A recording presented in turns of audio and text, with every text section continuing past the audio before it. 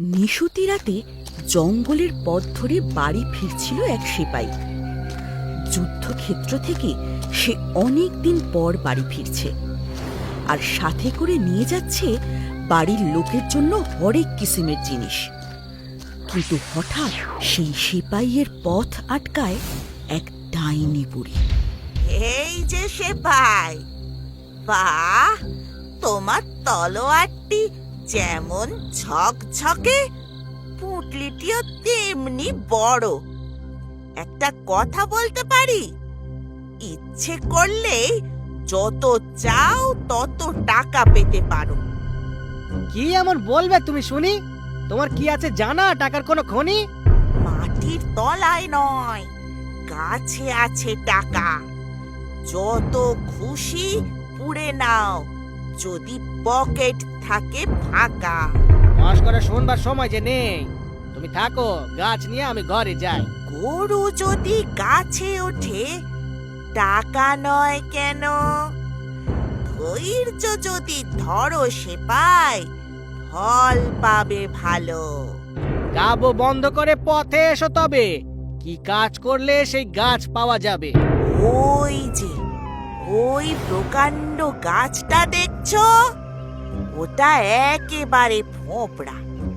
গাছের আগায় চললে দেখবে একটা মস্ত ফুটো। তার ভিতর দিয়ে তুমি স্বচ্ছন্দে গলে একেবারে গাছের গুঁড়ির ভিতর দিয়ে নেমে যেতে পারবে। আমি তোমার কোমরে একটা দড়ি বেঁধে বসে থাকব। তোমার কাজ হলেই আমায় ডাক দেবে, আর ডাক দিলেই আমি তোমাকে টেনে তুলব। আচ্ছা, সে না হয় বুঝলাম, কিন্তু আমার কাজটা কি? কোন অসাধ্য সাধনের জন্য আমায় তুমি গাছের মধ্যে পাঠাচ্ছ শুনি? টাকা আনতে হবে, টাকা। তলায় পৌঁছলেই দেখবে একটা চওড়া পথ চলে গেছে। প্রচুর আলো পাবে, 100-র বেশি বাতি জ্বলছে সেখানে। তারপর দেখবে 3টি দরজা, প্রত্যেকটির গায়ে চাবি লাগানো। প্রথম দরজা খুলে যে ঘরে ঢুকবে, তার মধ্যেখানে মেঝের ওপর দেখবে একটা মস্ত সিন্দুক। সিন্দুকের ওপর দেখবে একটা সিংহ বসে আছে। ও বাবা, সিংহ! তাই নিয়ে তোমার মাথা ঘামাতে হবে না। আমার এই বেগুনি চাদরটা তোমাকে দিচ্ছি। এটাকে মেঝের ওপর পেতে চট করে সিংহের কাছে গিয়ে ওকে আলতো করে চাদরের ওপর নামিয়ে রেখো। ব্যাস, আর কোনো সমস্যাই হবে না। তারপর থেকে তোমার ভালো সময় শুরু। কুবের দেবতা তোমার 2 হাত ভরিয়ে দেবে। মানে, তারপর সিন্দুক খুলে যত খুশি পয়সা কড়ি বের করে নিও, তবে ওতে তোমার পয়সা ছাড়া কিচ্ছু পাবে না। ও বেশি, যদি তোমার রূপ বেশি পছন্দ হয়, তাহলে পাশের ঘরে গেলেই হলো। সেখানে দেখবে একটা কুকুর রয়েছে পাহারা। তাই দেখে একটুও ভয় পেও না। ওকেও আমার চাদরের ওপর নামিয়ে রেখে আয়েশ করে সিন্দুক খালি করতে পারবে। অবশ্য তামার উপর চাইতে যদি তোমার সোনা বেশি পছন্দ হয়, তাহলে 3য় ঘরটিতে যেও। সেখানকার সিন্দুকের পাশে রয়েছে একটা হাতি। কিন্তু তোমার কোনো ভয় নেই। তার গায়ে যদি এই চাদরটা উড়িয়ে দাও, তাহলে সে ছোট্ট হয়ে যাবে। সেও তোমাকে কিচ্ছু বলবে না। তারপর যত চাও তত সোনা সিন্দুক থেকে বের করে নিও। যা বলছো মতলবটা মন্দ নয়, কিন্তু বুড়ি, তারপর তোমাকে কত টাকা দিতে হবে শুনি? আমার একটা পয়সাও চাই না। তবে আমার ঠাকুমা শেষ যেবার নিচে নেমেছিলেন, ভুলে একটা পুরনো দেশলাই বাক্স ফেলে এসেছিলেন, সেইটে আমাকে এনে দিও। মাত্র একটা পুরনো দেশলাই বাক্স, ওতে তোমার কি হবে? তোমার অত জেনে কাজ নেই, যা বলছি ওইটুকু করলেই অনেক। বেশ, তাহলে দড়ি গাছে দাও, আমি পথ দেখি। এই নাও দড়ি, যত খুশি পয়সা তুলে নিও, শুধু দেশলাই বাক্সটা আনতে ভুলো না কিন্তু। আচ্ছা বুড়ি। সিপাই তখন গাছে চড়ে গাছের আগার সেই গর্তটা দিয়ে ভিতরে নেমে দেখে কিনা ঠিক ডাইনি যেমন যেমন বলেছিল একটা চওড়া পথ, তাতে কয়েকশো বাতি জ্বলছে।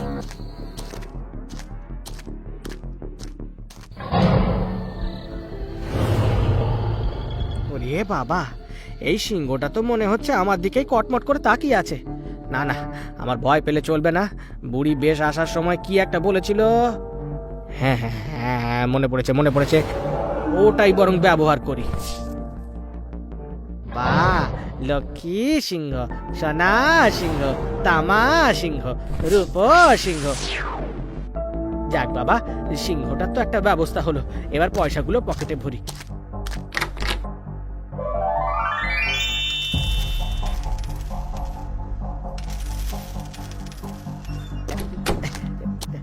নাও বাবা সিংহ, তুমি আবার তোমার আসনে ফিরে যাও তো দেখি।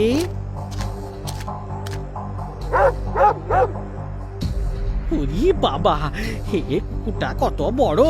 আমার দিকে অমন করে তাকিও না তো বাবা, ওতে তোমার চোখ খারাপ হয়ে যাবে।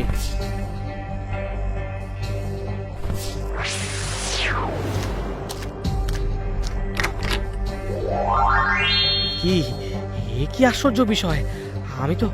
আমি তো নিজের চোখকেই বিশ্বাস করতে পারছি না। এই যে রূপোর ভান্ডার! ইস, ছি ছি ছি ছি ছি ছি, আমার মতো মানুষের পকেটে এই সস্তা তামার পয়সা একদম মানায় না। দূর করে দিই, এগুলোকে দূর করে দিই। আমার পকেট ভরবে শুধু রূপোতে।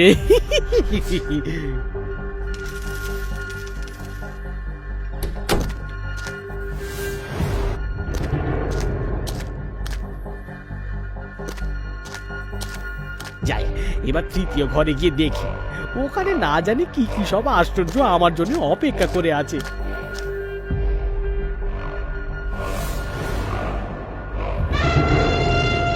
না বাবা, এই হাতের সাথে কোনো রকম পাঙ্গা নেওয়া ঠিক নয়। যত শিগগির কাজ করা যায় ততই ভালো।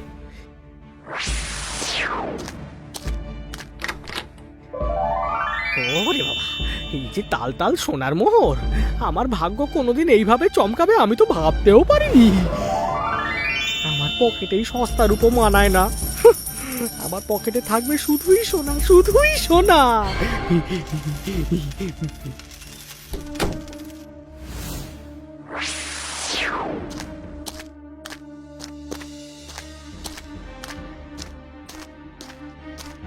ওই ডাইনি বুড়ি, এবার আমাকে তল দিকে নে।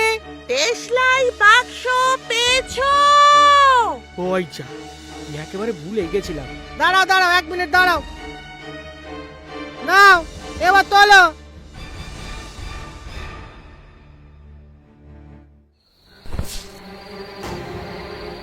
দেশলাই বাক্স দিয়ে তুমি কি করবে?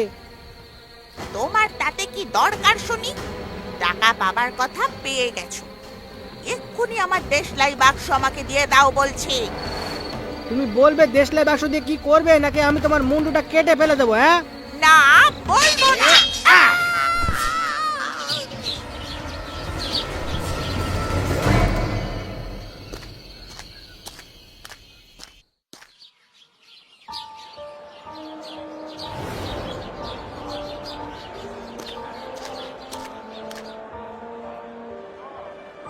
এই শোনো তোমরা, আমি হলাম এই শহরের অন্যতম ধনী ব্যক্তি।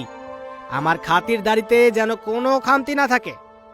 দাম নিয়ে কিছু ভাববে না, সোনা দানা দিয়ে আমি পুরো শহরটাকে মুড়ে দিতে পারি। এবার বলো দেখি, রাজকুমারীর সাথে কিভাবে দেখা করা যায়? খুব সাবধান হুজুর, এই রাজ্যের রাজা কিন্তু মোটেই সুবিধার লোক নন।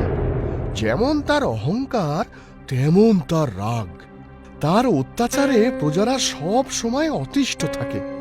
কিন্তু আমাদের রাজকুমারী খুব সুন্দরী, কিন্তু তাকে কেউ দেখতে পায় না, কারণ তিনি একটা প্রকাণ্ড তামার তৈরি প্রাসাদে বাস করেন। প্রাসাদটা উঁচু পাঁচিল আর দুর্গ দিয়ে ঘেরা। রাজা ছাড়া কেউ তার সঙ্গে দেখা করতে পারে না, কারণ কে নাকি গণনা করে বলেছে যে রাজার মেয়ের সঙ্গে একটা সাধারণ সেপাইয়ের বিয়ে হবে। রাজার সেটা একেবারেই পছন্দ নয়। বাবা, রাজকুমারীর ওপর এ কেমন অত্যাচার! কেন তাকে এভাবে বন্দি করে রাখা হবে? তারও তো অধিকার আছে এই সুন্দর পৃথিবীকে দেখার। তাকে এইভাবে নজরবন্দি করে রাখা রাজার একদমই উচিত কাজ নয়। কেউ কোনোদিন এই নিয়ে প্রশ্ন করেনি। কার ঘাড়ে কটা মাথা যে রাজাকে প্রশ্ন করবে? এমনিতেই রাজার অত্যাচারে প্রাণ একেবারে ওষ্ঠাগত। আমি তো বুঝলাম, কিন্তু রাজকন্যাকে একবার দেখার জন্য মনটা বড় উতলা হয়ে উঠছে। তাকে বন্দি দশা থেকে উদ্ধার করাই আমার জীবনের লক্ষ্য। আপাতত আমার জন্য আরো ভালো ভালো খাবার আর আমোদ আহ্লাদের ব্যবস্থা করো। হ্যাঁ, নতুন শহরে আমোদ আহ্লাদে সেপাইয়ের দিন কাটতে লাগলো। সেপাই গরিবদের অনেক টাকা দান করত, কারণ সেপাই নিজের জীবনের অভিজ্ঞতা থেকেই জানতো টাকা না থাকার কি কষ্ট। সর্বদা সে সেজে গুজে এক পাল বন্ধু বান্ধব নিয়ে ঘুরে বেড়াতো। বন্ধুরা সবাই এক বাক্যে বলতো, তার মতো খাসা লোক আর হয় না, একেবারে অতিশয় সজ্জন ব্যক্তি। এসব কথা শুনে সেপাই তো মহা খুশি, কিন্তু অন্যদিকে এত দান আর খরচ করতে করতে ধীরে ধীরে তার সব টাকা কড়ি ফুরিয়ে গেল। পয়সা করি সব শেষ, এবার খাবো কি জানি না। এই কুঁড়ে ঘরেই আমার আশ্রয়। এই ঘুটঘুটে অন্ধকার ঘরে থাকবো কি করে? একটা খড়ের মশাল জ্বালাবার পর্যন্ত পয়সা হাতে নেই। ও হ্যাঁ, মনে পড়েছে সেই যে ফোঁপড়া গাছের ভেতর থেকে ডাইনি বুড়ির দেশলাই বাক্স এনেছিলাম, তার মধ্যে কয়েকটা দেশলাই কাঠি ছিল। এই অসময়ে ওটাকেই কাজে লাগাই।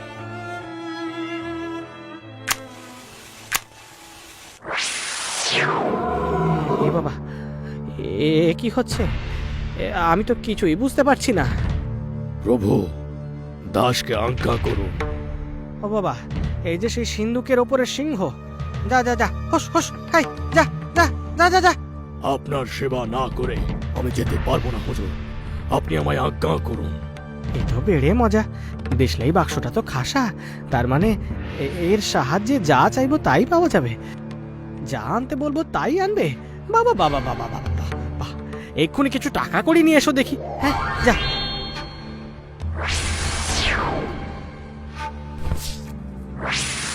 আচ্ছা আচ্ছা, এতক্ষণে ওই চমৎকার দেশলাই বাক্সের আসল গুণ বোঝা গেল। ডাইনি বুড়ির বলা কথা অনুযায়ী আমি নিচে গিয়ে প্রথম ঘরে পেয়েছিলাম তামার ভান্ডার, অর্থাৎ একবার দেশলাই ঘষলে তামার সিন্ধুকের সিংহ আসবে। দ্বিতীয় ঘরে পেয়েছিলাম রূপোর ভান্ডার, তার মানে দুবার ঘষলে রূপোর সিন্ধুকের পাহারাদার কুকুর আসবে। আর তৃতীয় ঘরে পেয়েছিলাম স্বর্ণ ভান্ডার, অর্থাৎ তিনবার ঘষলে তখনই সোনার মোহরের ওই বিকটাকার পাহারাদার হাতি এসে হাজির হবে। উরি উরি উরি উরি উরি। আর জীবনে কোনো কিছু চিন্তা রইল না। তার মানে আমি আবার এই শহরের অন্যতম ধনী ব্যক্তি হয়ে যাব। আবার মাথা থেকে পা পর্যন্ত নতুন পোশাক কেনা যাবে। বন্ধু বান্ধবরা আবার আগের মতোই ভালোবাসবে।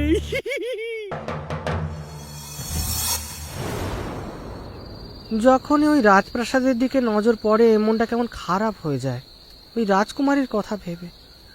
এ তো ভারী অদ্ভুত যে এখানকার রাজকন্যাকে কেউ দেখতেই পায় না। কে জানে এই বন্দি দশায় কেমন আছে সে।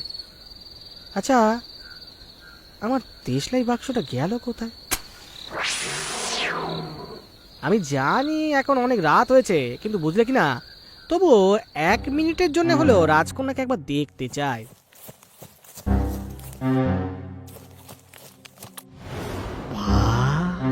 কি সুন্দর দেখতে, কি অপরূপ রূপসী।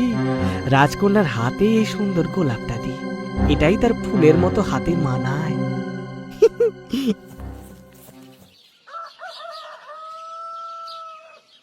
জানো বাবা, কাল রাতে আমি বড় অদ্ভুত স্বপ্ন দেখেছি। স্বপ্নে দেখলাম যেন একটা প্রকাণ্ড সিংহের পিঠে চড়ে আমি কোথাও একটা গেলাম। সেখানে এক সিপাই আমার হাতে একটা ফুল গুঁজে দিল, কিন্তু পর মুহূর্তেই ঘুম ভেঙে যায় আর চোখ খুলে দেখি আমি আমার বিছানায় শুয়ে আর সামনে বসে প্রহরীরা ঘুমোচ্ছে। খুব স্বপ্ন দেখছো দেখছি। দেখো, এত বাইরের স্বপ্ন দেখা ভালো নয়। প্রাসাদের বাইরের স্বপ্ন দেখাও তোমার পাপ। ওই তো শুধু স্বপ্নটুকুই দেখি মা। প্রাসাদের বাইরে যাওয়া তো তুমি আমার কবেই বন্ধ করে দিয়েছো। নিজের বাড়িতে বন্দির মতো জীবন কাটে আমার। আহ রানী, রাজকন্যা একটা স্বপ্নই তো দেখেছে মাত্র, সেটা নিয়ে অত জল ঘোলা করো না তো। নে মা, খাবারটা খেয়ে নে। দাসী বলল প্রতি রাতে একটা সিংহ রাজকুমারীর ঘরে আসে আর ঘুমন্ত অবস্থায় তাকে প্রাসাদের বাইরে নিয়ে যায়। কিন্তু ওই সিংহ নির্ঘাত জাদু জানে, তাই প্রাসাদের কেউ সেই সিংহের পিছু নিতে পারছে না। আমায় ওই সিংহের মালিককে খুঁজে বার করতে গেলে অন্য পথ নিতে হবে। রানী কিন্তু ছিলেন ভীষণ বুদ্ধিমতী ও বিচক্ষণ। রানী একটা ছোট রেশমের থলি নিয়ে সেটাকে ময়দা দিয়ে ভর্তি করলেন। তারপর সেই থলিটাকে ঘুমন্ত রাজকুমারীর কোমরে বেঁধে দিলেন। তারপর থলির গায়ে ছোট একটা ফুটো করে দিলেন, যাতে রাজকুমারী এতটুকু নড়লে চড়লে ফুটো দিয়ে একটু একটু করে ময়দা ঝরে। সেদিন রাতে সিংহ আবার এসে ঘুমন্ত রাজকন্যাকে পিঠে তুলে সেপাইয়ের কাছে নিয়ে গেল। তার একবারও খেয়াল হলো না যে প্রাসাদ থেকে সেপাইয়ের বাড়ি অবধি, আবার সেপাইয়ের বাড়ি থেকে প্রাসাদ অবধি আসতে যেতে সারা পথ থলির ছোট ফুটো দিয়ে ঝুরঝুর করে ময়দা ঝরেছে। কাজেই পরদিন সকালে রাজারানী খুব সহজেই টের পেলেন তাদের মেয়েকে রাতে কোথায় নিয়ে যাওয়া হয়েছিল। রাজার আদেশে সেপাইকে ধরে কারাগারে বন্দি করা হলো। উফ, কি বিরক্তিকর! আর কতক্ষণ যে এই অন্ধকারে আমায় পৌঁছতে হবে কে জানে। এদিকে তাড়াতাড়িতে দেশলাই বাক্সটাকেও আবার বাসায় ফেলে এসেছি। আরে না না, তোমাকে আমরা বেশিক্ষণ এই কারাগারে বন্দি রাখবো না। কাল ভোরবেলাতেই মহারাজ তোমার ফাঁসি ঘোষণা করেছেন। একেবারে ফাঁসির মঞ্চেই তোমার এই বন্দিদশা ঘুচবে।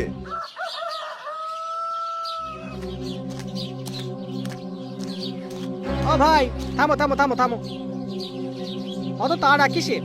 আমি না গেলে তো মজা আরম্ভই হবে না। আমি তো আসো, কিন্তু তার আগে যদি এক দৌড়ে আমার বাসায় গিয়ে আমার দেশলাই বাক্সটা এনে দাও, তাহলে সোনার কয়েন পাবে। প্রাণপণে ছুটতে হবে কিন্তু।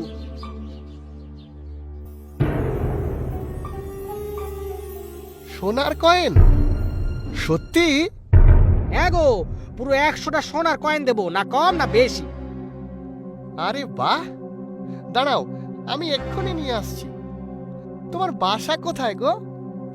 ওই তো 7 পুকুর পাড়ে নগরদ্বারে। আমি এক্ষুনি যাব আর এক্ষুনি আসব।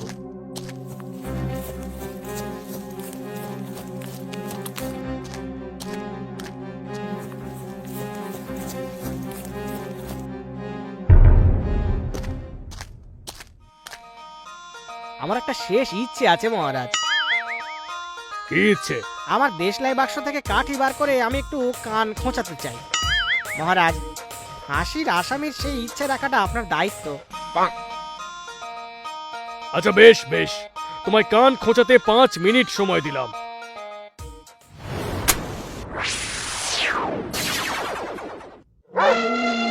যথা আজ্ঞা করুন প্রভু।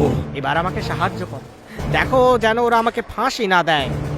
বাঁচাও বাঁচাও, সিংহ! বাঁচাও বাঁচাও, সিংহ বাঁচাও! কে কোথায় আছো? বাঁচাও! আরে বাবা, বাঁচাও, সবাই পালাও, পালাও সবাই, বাঁচাও। এখানে পুরো চিড়িয়াখানা হয়ে উঠেছে গো। আরে পালাও, পালাও। আরে এখানে পুরো চিড়িয়াখানা উঠে এসেছে গো। আরে পালাও, পালাও গো, পালাও। ও সেপাই, তুমি আমাদের এই অত্যাচারী রাজারানীর হাত থেকে মুক্ত করেছো। তোমার সাথে রাজগুরুর ভবিষ্যৎবাণী মিলে গেছে। এবার তুমি আমাদের রাজা হবে, আর রাজকন্যা আমাদের রানী হবেন। এটা হতেই পারে, তবে যদি রাজকন্যার সম্মতি থাকে তবেই। আমি রাজি কুমার, আমি রাজি। আমি তোমাকেই বিবাহ করব। তুমি আমাকে এই বন্দি দশা থেকে মুক্ত করো। জয় রাজামশাই, জয়।